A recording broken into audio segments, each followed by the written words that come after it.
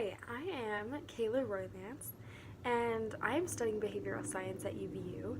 And for one of our projects in one of my FAMS class, we have been given this topic to talk about a different behavior or family um, points.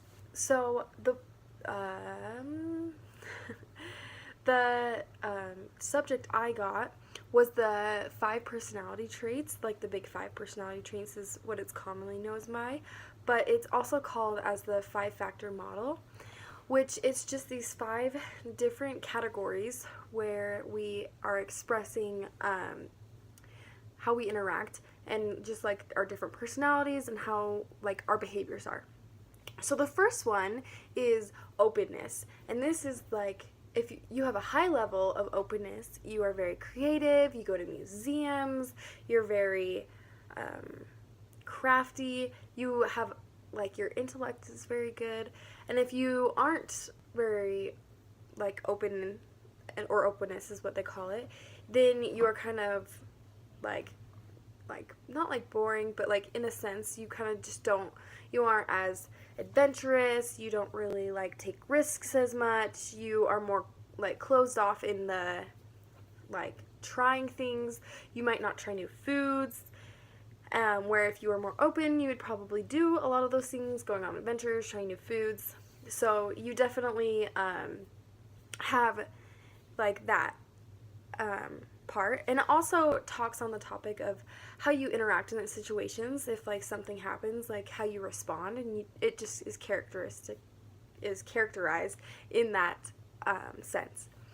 And the next one is conscientiousness, and this is like industrious or like order. These people that have high conscientiousness are very organized, they are prepared, they feel nervous or like kind of have anxiety if they're not on top of things. They definitely have problems procrastinating, where on the other hand they are like, if you don't, maybe you procrastinate more, you don't necessarily take a lot of risks with waiting, and you aren't very organized, kind of dysfunctional, kind of everywhere, kind of chaotic. Your life is not very like planned and organized in the sense of like future. So this definitely is shown in our characteristics and like how we are interacting with the world. Where the next one, which is, let me just look at this, extroversion, is if you're, how I describe it would be if you're introverted or extroverted, but not necessarily completely. You, like, if you're very assertive, or you are like open to the public, and you're very, with your emotions especially, I would say that this relates a lot to your emotions. If you are very out there with your emotions, you're very talkative, and you just have that motivation to get your emotions out there, that you're very extroverted. Where if you're introverted, you kind of keep those to yourself, so you don't really talk about it as much. And that's kind of one of the, like, the topic that this is talking about, is just how you are dealing with your emotions and how you interact with people.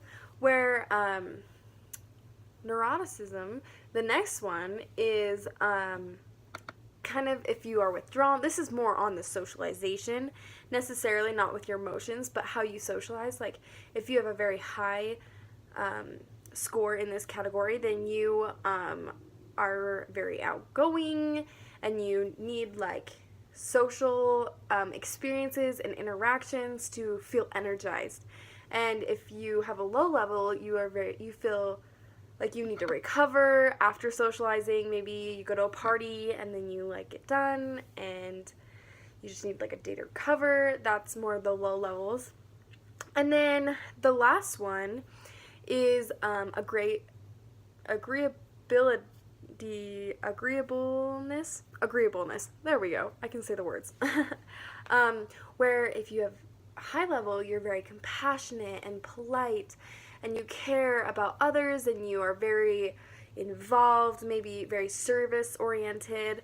Where if you are not so much, I was reading about this and they said it's kind of like being a douche, or you just like don't care about others' feelings. You kind of just do what you need to do. You don't really consider the consequences socially, and so you just kind of are like based off of this. If you are like you get along with the social norms and not, so that's just that. So I think if you have high levels in all of these, then you are kind of more like functioning normally in society, and that's kind of what it talks about in the book of The Family Life. It talks about how like if you are like high levels, you like get along with society because that's what kind of society has made it. But if you have the lower levels in like all the categories, then you can be socially awkward, maybe not mature, and it's just like this line is based off of your levels and your scores. The easiest way to remember this is if you put them in order of, the categories, it spells ocean. The first letter, the acronym is ocean. So the first one is openness. The second one is conscientiousness. The third one is extroversion. The fourth one is agreeableness. Agreeableness.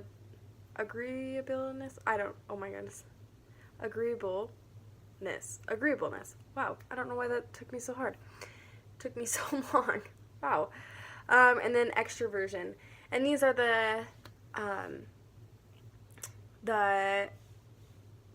categories of behavior.